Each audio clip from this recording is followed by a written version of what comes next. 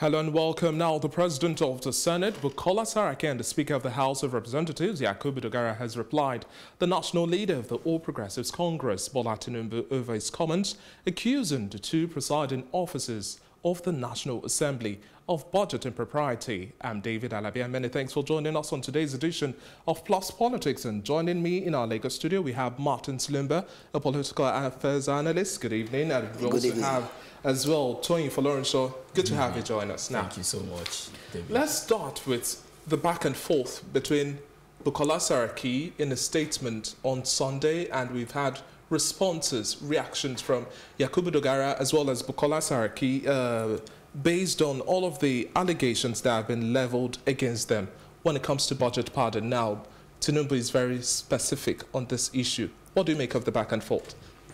My impression is that Bola Tinubu is an ambitious man, and I also believe that he is determined to get his pound of flesh from whatever it is, the altercations he was having with Bukola Saraki specifically.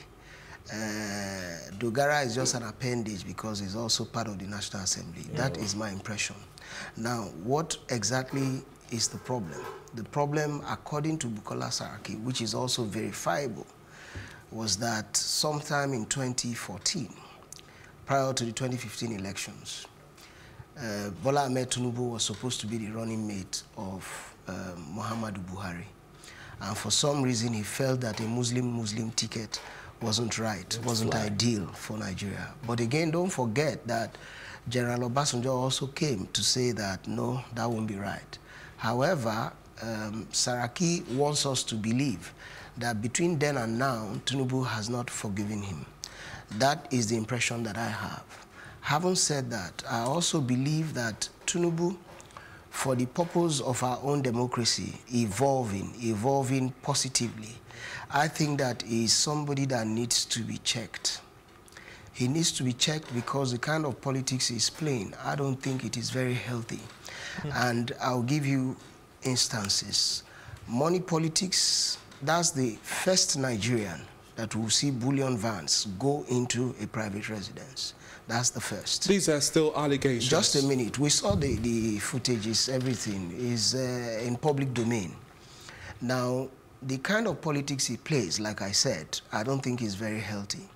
Now, you must know that if our leaders are very circumspect, yes, they will discover that it might have even been to the benefit of Nigeria that Saraki emerged the way that he did. How do I mean? If you look at the Lagos scenario, an incumbent governor was just like a piece of tissue paper, simply because of the Bola Tinubu factor. Now, if that had played out at the center, for instance, that Buhari had to beg for his survival, how will the rest of us feel? The conclusion for me is that whatever it is that Bola Tinubu is flying right now has a lot to do with his future ambition, which is not very far from him. Some people have said that it's having to do with his presidential bid come 2023. But Tony, now, do you also think that this is a battle of personalities instead of performance? Well, I will start from the performance. That's where you stopped.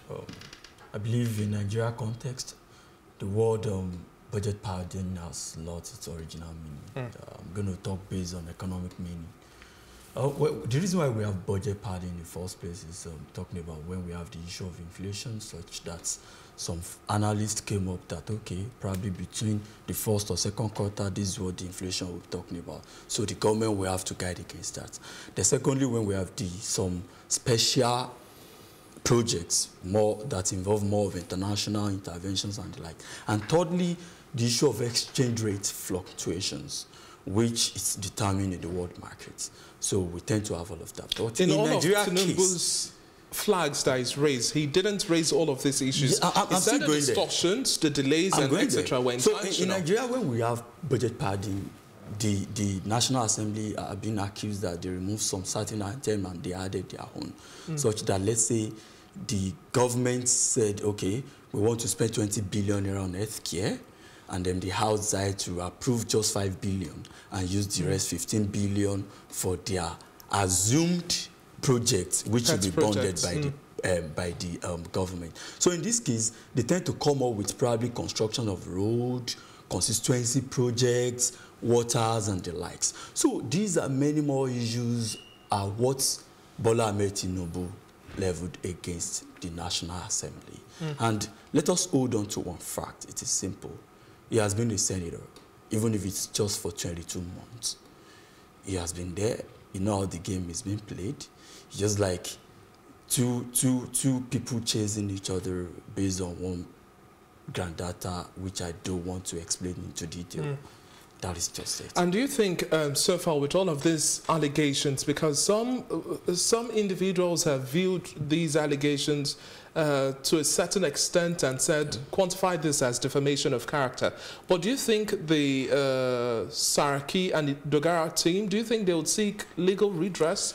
Because they've said either withdraw the statement or substantiate, prove all of these allegations. To say that it was budget padding from 2015 till now, the end of the 8th National Assembly, prove it or withdraw the statement? Well, I don't see any legal case being pursued here if we need to face the facts. Because they are going to be dragging each other for years before they could even get into the root. For Tinubu coming out, see, let's focus on the message. It's not everything we play politics with in Nigeria. For every time we have all these sensitive issues to deliberate on that affect us as a people, we need to look at it holistically. Put the messenger aside. Focus on the message. Have we been having this issue right from time? See, compare and contrast between the 2017 budget and 2018 budget. It's almost the same thing. It's what we call copy and paste budget. Less researchable. They just lift a particular item for another year. That's your own opinion. Back to your question, I don't see them pursuing any court cases. They are all players in the game of politics. For him to come out, probably he has some evidence. That's just a fact. So I don't see any legal action or defamation of characters. Because the way those guys are even reacting, it's just Let me remind you of some of the language that has been used in the back and forth. According to Yakubu Dogara, he says that he's not going to respond in this manner, having, how did he describe, saying running a child care center just because of Bola Tinubu. And Saraki has also said all of these allegations are careless, irresponsible, callous. You can't have such exchanges and tell me you don't feel smitten by any of them. Well, I don't think that statement of Tinubu is careless or callous. I repeat, let's focus on the messenger. Okay. We've been having this issue of budget padding since the time of Chief Olusegun Obasanjo, when he was having a face-off with House of Representatives and the Senate as well, in short, the whole National Assembly. And this issue resurfaced again in 2016, if you follow up from 2016 up to date. So, Senate President coming to tell us that that statement is careless, I don't agree. I'm putting aside the messenger. I personally am focusing on the message. There has been some level of, see, budget padding is a criminal offense, corruption, which in any form would further impede our growth as a nation. Okay. Now, quickly, Martin's Lumber, weighing on this matter now, some would also say, I know you are going to smile or giggle here, some would also say we should have investigation done. There is no smoke without fire. Period. Irrespective of whether or not this is a battle of personalities, let's just even do an investigation, because that's what happened in advanced climes. Beyond the whole back and forth, immediately there is an inquiry being done. Do you think we're expected to have some level of investigation done? And who conducts all of this investigation? Because from 2015 till now, and in its allegation, Tinubu says that, well, the delay and distortions and the feeding of pet projects and a whole lot more was what formed the pardon or assisted it. First up, who investigates what?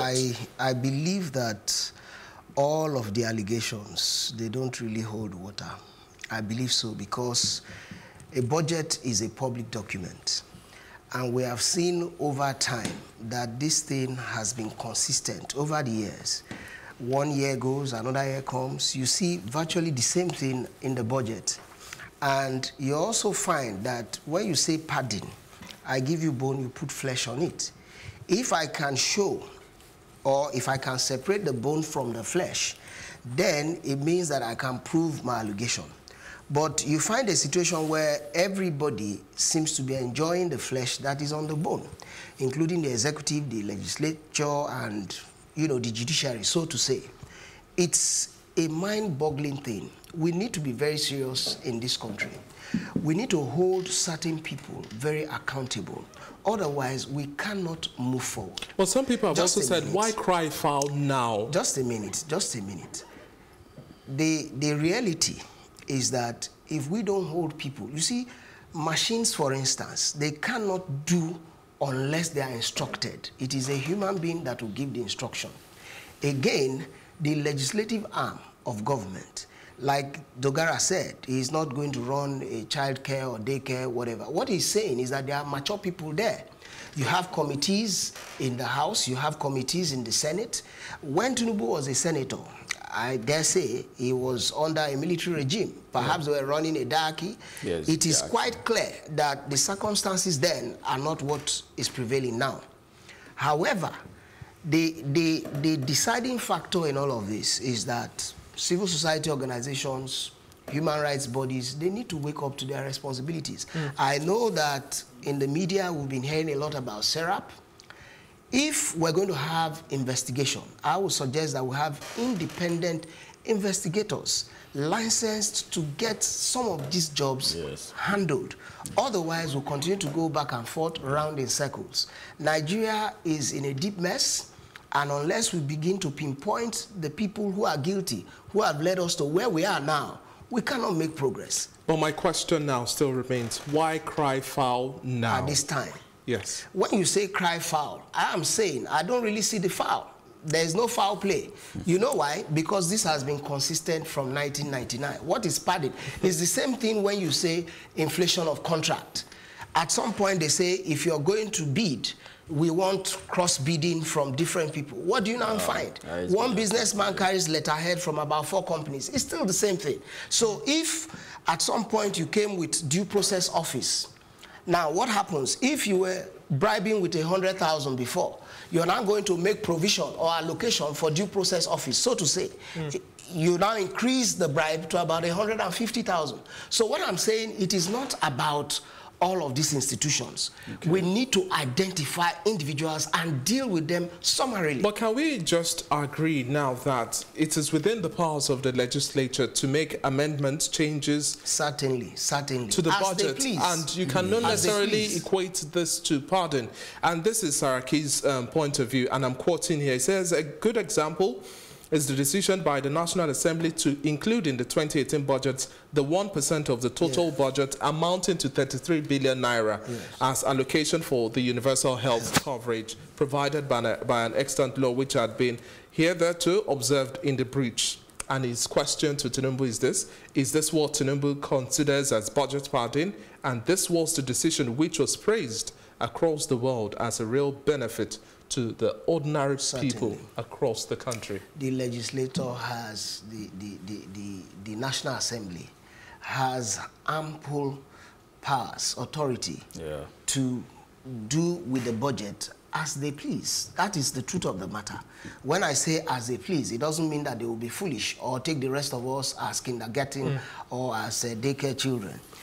If you present a budget proposal, it is a proposal. It is a proposal because it will still face some form of amendment, some form of doctoring. However, they will call all those who brought the proposition to defend what they have proposed. And if you present a good defense, I don't see how anybody will want to alter what you have presented. If you need 100,000 to fix a road, chances are, if you do all of your estimations and they verify, maybe with surveyors, with engineers, nobody's going to tamper with your money. But if you come and you're telling some cock and bull story, obviously they will be convinced that you don't know what you're talking about. And they have every right to reduce the budget because you can't defend it. That is just what it is.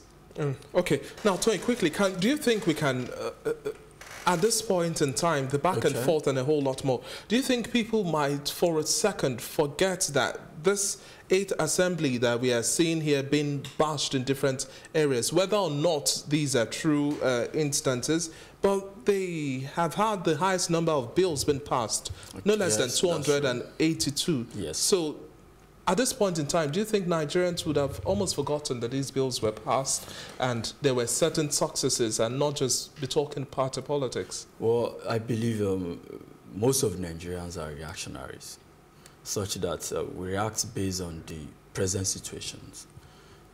Average Nigerians, when they sleep, they forget what actually happened yesterday. Exactly, because I asked this because so many people just remember the now, so to speak. We are playing neutral here, but don't you think in our discussions we have to take a sit back and... Budget padding remains a problem.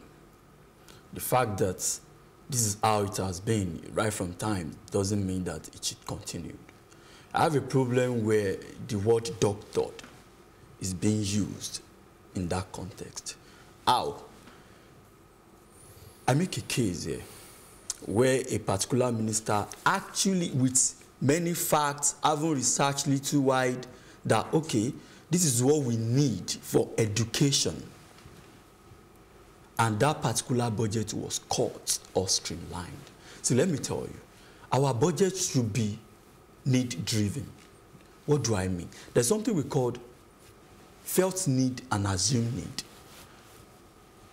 What our National Assembly what they always do right from time is what we call assumed need. In a community where we have 200,000 people, let's say a federal constituency, or let's say a senatorial district where we have a 500,000 people or 1 million, and let's say you facilitated a project, fine, you impute it in the budget, and then it was approved. Say a solar power light. Then you put that solar on your street alone.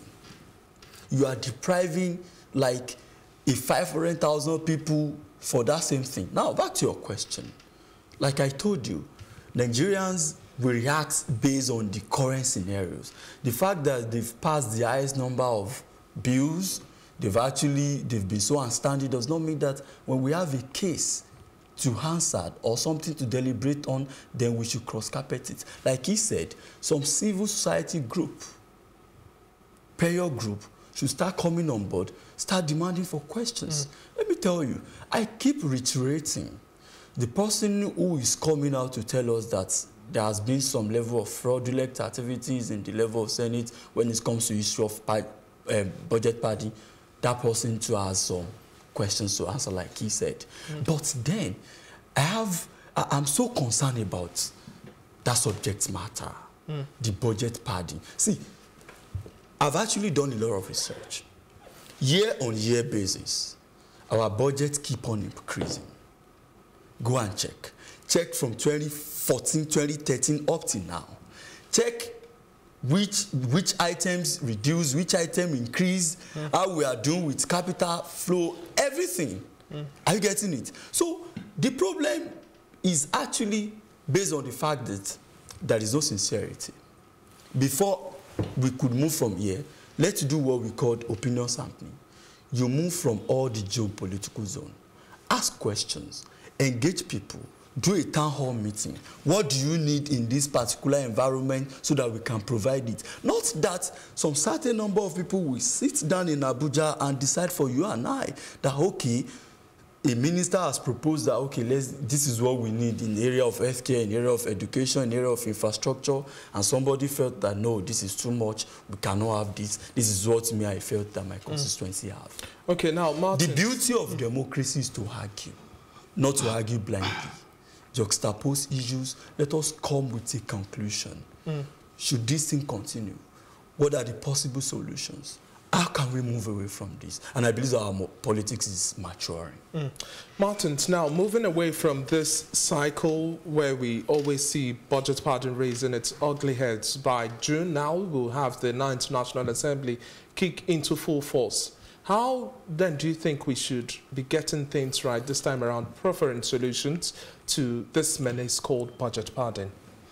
Okay, first off, I think that if we're running democracy, it simply means that all the levers, all the controlling gears must be given room to express themselves. They must feel liberated. They mustn't be under any shadow of, if you like, external interference. Simply put, the 9th Assembly, they should go about electing their leaders. You know, we've returned to that same thing again. The party is saying this is how we want it and all of that. This is Nigeria. Anything can still happen. However, I wish them well. I believe that this time around they'll get their acts together. Nobody is going to assemble in some hotel. They are all supposed to gather right within chamber, you know, of the National Assembly and elect their leaders. That's the first way to start. And then, of course, secondly, I think that most of the things that they deliberate on in the National Assembly, all of those things need to come into public, if you like, discourse. Yes. All of these things that they say, town hall meetings and what have you, not necessarily so. Sometimes you look for those who have, if you like, the background knowledge to some of these things to help the rest of us to digest what it is that they are presenting. And hopefully that way we can do better. Yeah. So in your last words now, with all of this back and forth going on now, how do you think we can also put an end to this frosty relationship that we've seen between the legislature and then the executive? Because that's what has also led to this weakness, to this support that has been thrown behind Femi Gbajabiamila and Ahmed Lawan now. Do you expect we'll see a seamless relationship, and to what extent do you think this time around that would yield dividends of democracy spread across each and every Nigerian? Well, I think I was here like 2-3 weeks ago, and that was what we discussed on. And I said, what happened in 2015 is gradually playing out now, where some party blocks, some power in the APC felt that this is the person that should be speaker, this is the person that should be Senate president. But away from that, where the beauty of democracies is, like I said, is when we argue things out and juxtapose. The case might be different now. The APC, they have more number of senators. But at a time when the party chairman came out and said that this is who is going to be our Senate president, I think that is what we call the timing is not really appropriate, because that would have given the other side to do a lot of permutations, politicking and the likes. But well, there won't be huge difference like the last time of 2015. Definitely, whoever APC wants, or let me say ruling party, might end up winning that particular house seat. But the but there is there should be level playing ground. You don't see, these are senators. They are representing a particular district, not even a constituency. Allow them to do what we call a democracy whereby they choose for themselves. Even in ordinary classroom of nowadays, those guys, those pupils get to choose who lead them in the class, not to talk about the level of our National Assembly. So I don't know. I'm not concerned about which party presents who. What I'm concerned about is competency. Are you driving our national goal with us? All this issue of budget padding, are you going to do something differently? And lastly, there should be a level playing ground. Well, enough of all this noise here and there. Let's focus on national development, because everything is not really rosy. Thank you very much for your contribution. It's been a pleasure speaking with you, Toyin Folorunsho, as well as Martins Lumba, both political affairs analysts, and hopefully Nigerians, as well as the country, our state and federal actors, learn a lesson or two from all of these intrigues, and we don't make the same mistakes twice, as we've seen it happen. Well, it's time to take a quick break. When we return, we'll be looking at the increasing wave of insecurity within the northern part of the country and the rest of Nigeria. Do stay with us.